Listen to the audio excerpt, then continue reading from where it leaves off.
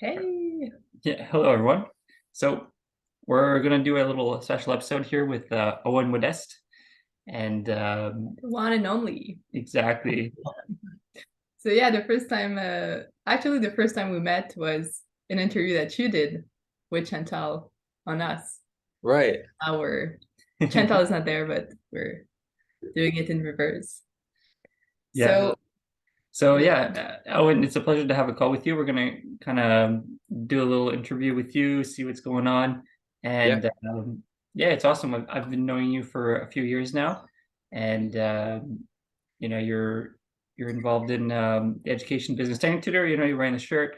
I know you're doing door to door, and you're really taking this seriously. You're doing it full time, so it's awesome to see that. And yeah, coming from your background of like living on reserves and stuff like that, seeing all the the to the extent of how unsupportive that environment is, right? The alcohol, uh, yeah, the lack of education, and completely changing that around for you and yeah. living in Florida, married. It's amazing. You have a baby now, little Stellar, and yeah. So we want to pick your brain a little bit, see what's working for you, because obviously, you're having a lot of success, and so yeah. um, yeah. What would you like to say about yourself as well, like before we get into some questions here? Yeah. So quick intro. I'm from Northwest Canada. You can call it reserves, not technically a reserve, but it's very small, very isolated, very much like it. Um, and when I was, 19, went to Vancouver, and then about 26, went to Toronto. And actually, like when I was in Toronto, that's my first time in Montreal. And There you I go. did a little road trip over to where you guys are at. I didn't know you at the time, obviously, but a Yeah, friend. you're getting a car, right? Yeah. I That remember that. story. Yeah.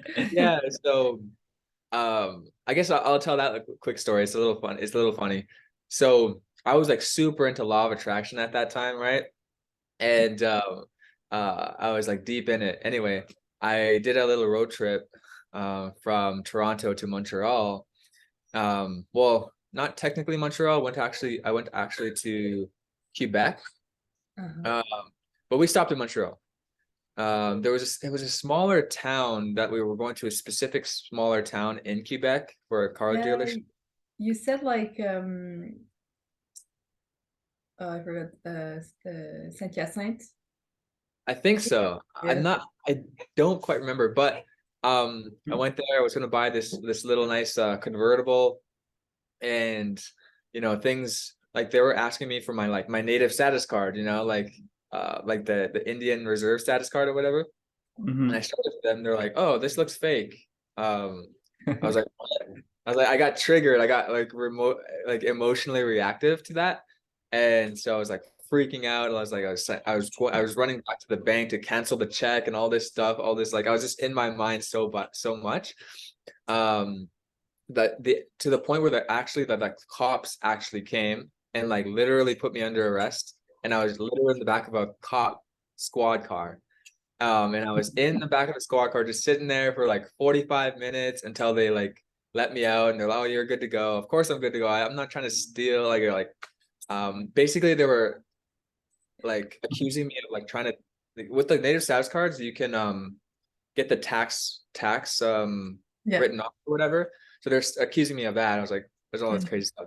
In my mind, I'm like, oh, it's because my friend was so negative. Like my friend that was with me on the road trip, it's because he's such a negative guy. He was complaining all the time. It's all his fault. You know, Mm. it's it's so funny how that the blame and the law of attraction and all that. It's Wow. not. I was positive this whole time. But it Um, happened to you. right. Yeah. So it's just when you look at the common sense of it, it's just like, no, I was just being an idiot. Like I was being emotionally reactive.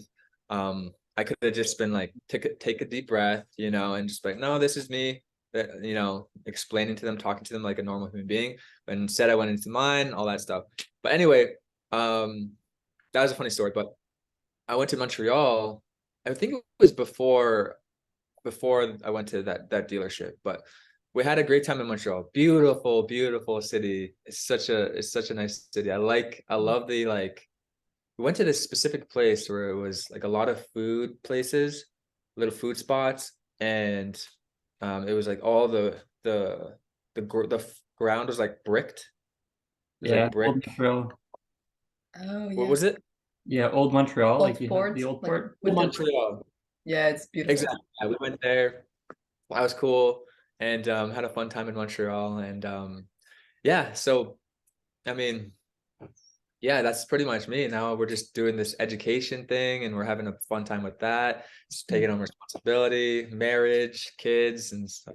Yeah, yeah. Yeah. And I guess Yeah. with taking on all this responsibility, you learn to be more stable and not react emotionally as you did with the car. Yes, absolutely. Like that's been a big thing in terms of developing stability and emotions and reactions and stuff. That's been really great. And Because we yeah, could go forever on that topic, but like we want to focus on relationships as it's a yeah, couple goals playlist on YouTube. Exactly. So so yeah, Owen and I and Joel are part of a group, a community, and within this community we share 13 principles. We all agreed on principles. And Mhm. there's one principle called making love real. And like we have, I can read it here.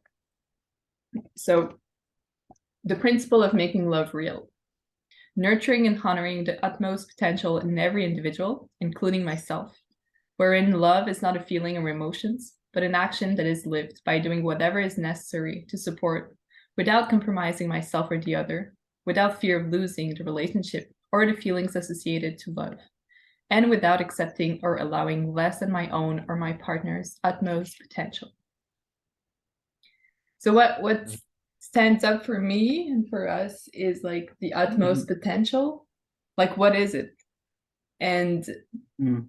we found with the support of the group as well that it's really related to finding your own, for Joel, his masculinity, and for me, my femininity, and having this balance and like this equilibrium in the relationship.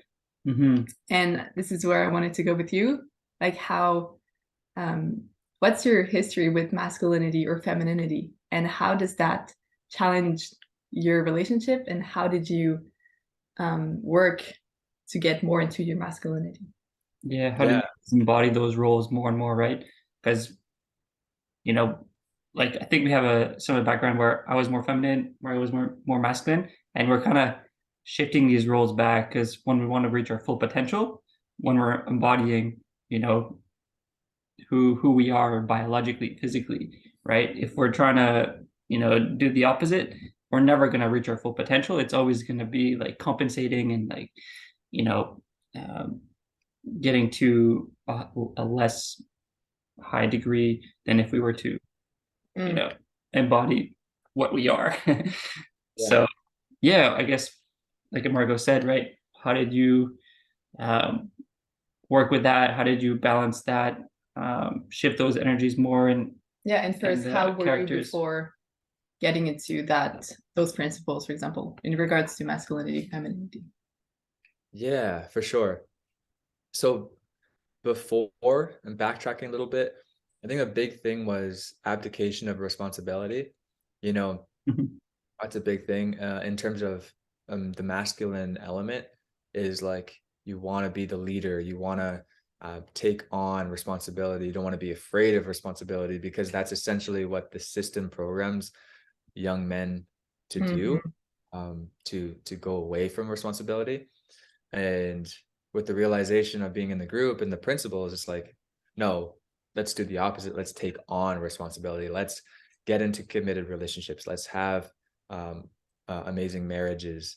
Let's have a family, kids, and let's take on business. You know, not to say that any of that is easy per se, but it's like it's what is best in the long run for everyone, for the wife, for the husband, for the community.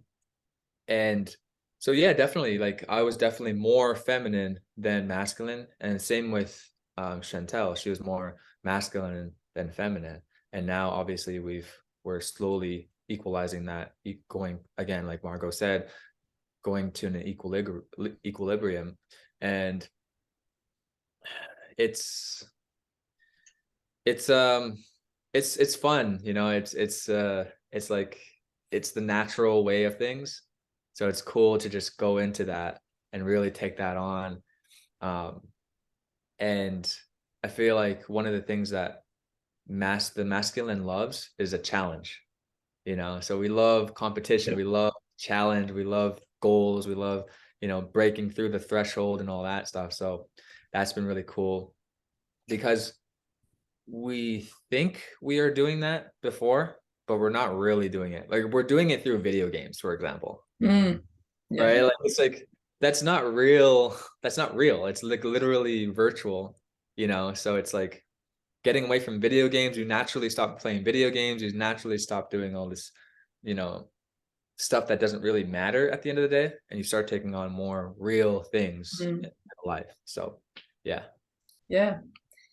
And I guess Chantal having a baby, you guys having a baby, actually helped to switch those things as well. Because like I was telling Joel, like, Owen looks so different. Like, what happened? And Joel, well, he's a dad. Yeah. So like, how did this help you on that quest? Yeah, no, yeah, it's crazy, you know, going from conception to watching her belly get bigger and bigger and bigger, to seeing her go through labor, and actually like seeing your baby be birthed. Like, the whole process is just crazy. And it's like, it takes 9 months for a reason. Like, you need time to like digest what's happening right now, you know. So it's been amazing, the journey. Stellar is such an amazing young lady.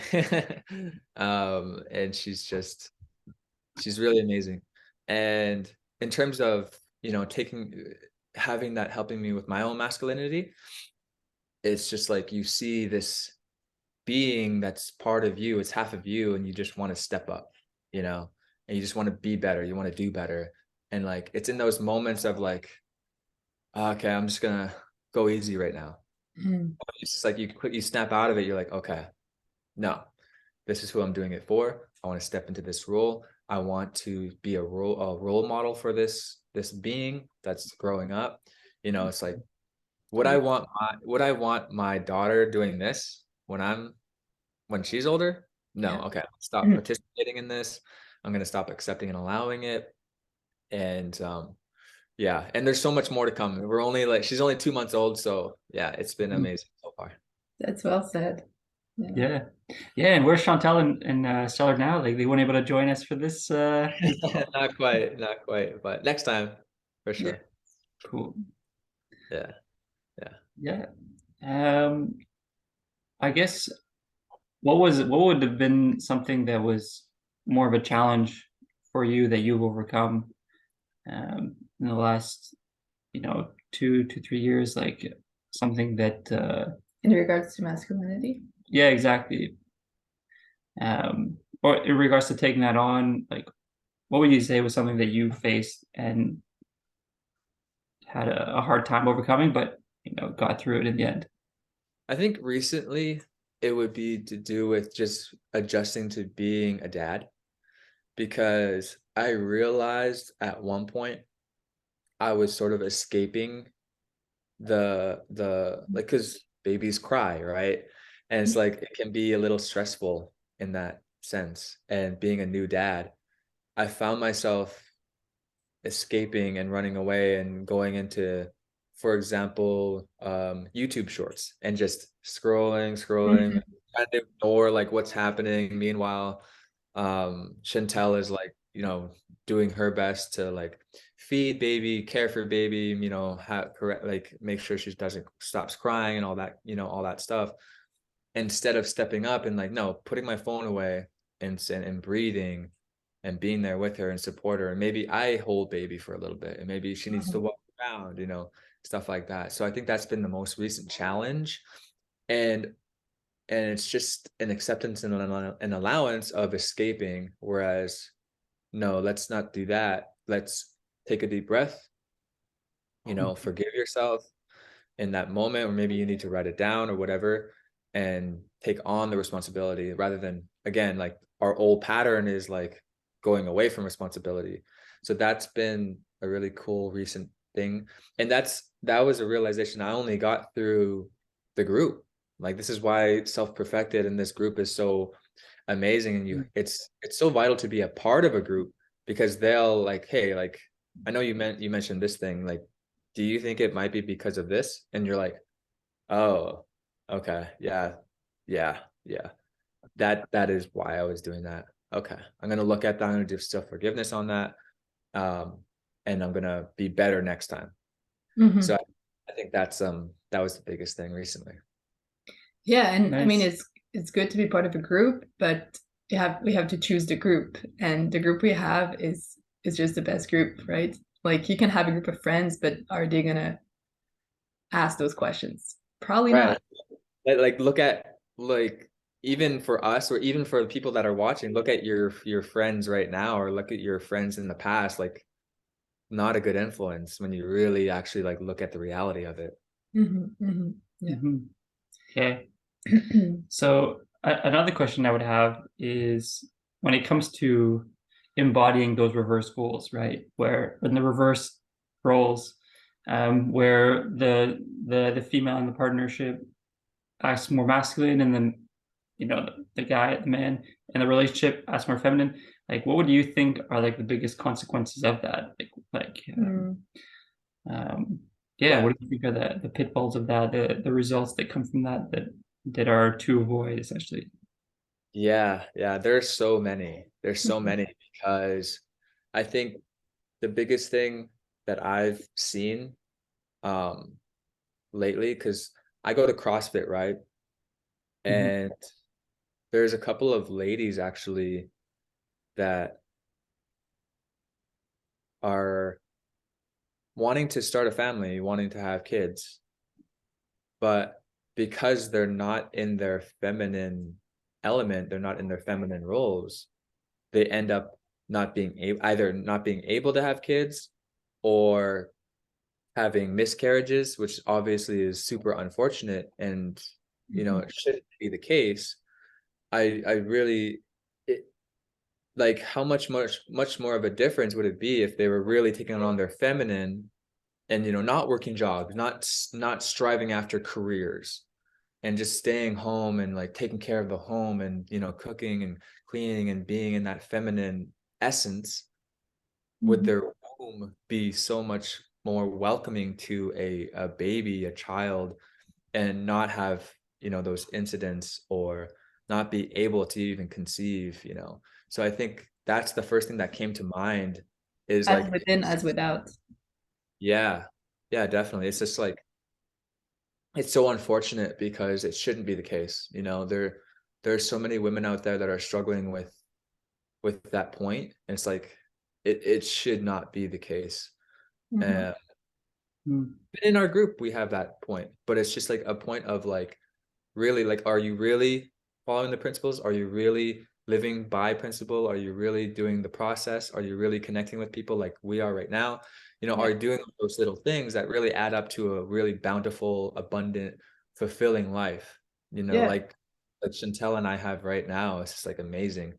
Having mm, our baby and our marriage, and my mother-in-law is like visiting in town, and all Nice. this is her first time meeting her grandchild, so it's just incredible. Um, mm. so yeah, that's what I would say for the feminine. In terms of the masculine, man, there's just so many things. Like, it's like a lot of small things.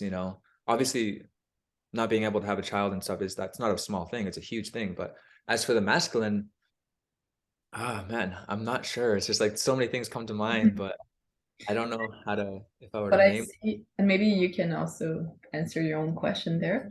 Mhm. But like, if I take the masculine too much, he's gonna retract and he's not gonna be a man. And I mean, all women deep down, even if you're like a hardcore feminist or let's stay-at-home mom, whatever, you actually want a man that can stand up Right. unconsciously, even if you don't really Mhm. admit it to yourself. Like, this is what you want. So by being really masculine and like taking on the decisions, something that I go into sometimes, like you're actually not building him, and you're just allowing him to like get smaller and smaller and smaller, and then you react and you get angry because you find him weak. So you're actually not doing yourself a Yeah. service there. Yeah, it's like weak men create angry women, and angry women create weak men. This vicious cycle just gets worse and worse. Which I saw within my own family, like my mom and my dad, and I see it, you know, all around as well. But yeah, is there anything you wanted to add to that, or? I mean, definitely a great point, Margot. It's just for me, it's like it's very new stepping into like sort of like learning how to own a business and learning how to build a business, and to step into that masculine role and being a provider and the protector, so to speak, and putting food on the table. It's a learning curve because, you know, like men nowadays, all we do is just chase women, play video games, you know, eat junk food because we don't want to cook, and you know, all this stupid stuff. It's so different and so much more powerful being your natural self, which is, you know, the masculine, and it's so much more rewarding as well, and it reflects in your mood, it reflects in your life, it reflects in how you hold yourself, your resonance, all these different things. So yeah. Well said. Yeah, I guess I had two last questions. If you have some more to, I don't know. yeah, that's good. Stepping a bit out of the masculine feminine polarity, what is your vision for your couple? And you don't have to say everything because like it's a big question, but is there some little things that you want to share about your vision for the next 10, 20 years or less? Or more? Yeah, it's funny that Margot, you would ask that question, because I do believe that the female and and funny enough, going back to the feminine point, it's like the feminine is very much the visionary. Like they can see 10, 20, 100 steps ahead. Whereas I feel like the man is like, okay, what's the next step? All right, what's step 2? You know, it's just like go into the next one. It's like, give us one task, we'll accomplish that task. Give us another task, we'll accomplish that task. Like step 1, 2, 3, 4. But to answer your question, for me personally, it's just, you know, my long-term goal is just build my business, you know, have an entire community that we understand what's happening in reality. We see the consequences of the world. We are living by principle. We have fun times together, you know, actually enjoying life. A lot of that, you know, and we're people that you can trust, people that you love, people that you can eat food together, that you can support to have children. If they already have children, you can support to plug into the group to support their children effectively so that they can be really smart, like Max and Seneca, you know. And yeah, I think that's what else is there really, you know? Do you want more kids? Oh, definitely. Yeah. I want to have like 5 kids at least. But we'll get there. One step, one task at a time. Yeah. Yeah, exactly. Cool. Awesome. And my closing question would be, what advice would you give? You know, that question. What advice would you give to young men that are like struggling with their own masculinity? They're like in that world, you know, they think that they have to be more feminine and that the masculine is wrong. And so what would you tell them? Yeah, so I just tell them my story, which is before I joined Self Perfected, I was depressed. I had no friends. I ate junk food. I watched Netflix, and I would try to be happy during the day. But when the night came and I was sitting by myself, I was sad, you know, because I was not taking on responsibility. I was not being in my masculine role. I was not taking on the world, you know, going to war, you know. So that's what I would say in terms of giving advice. Just go to war. Cool. And join Self-Perfected. Yeah. Yeah, so for those who don't know what we've been talking about, Self-Perfected is a community on Facebook. You can just find it on the research link, Self-Perfected. And we talked about some tools, Technotutor, the educational thing, as you said. And if you want to learn more about either of these things, like message Owen, message us. We are so glad and happy to talk about it. Like it's really a huge part of our lives, and it has changed our lives for sure. Yeah, absolutely. So thank you so much, Owen, for coming on. And it's gonna actually I made a dream that just last night. I just woke up that we were in San Diego. We were eating so much. It was great.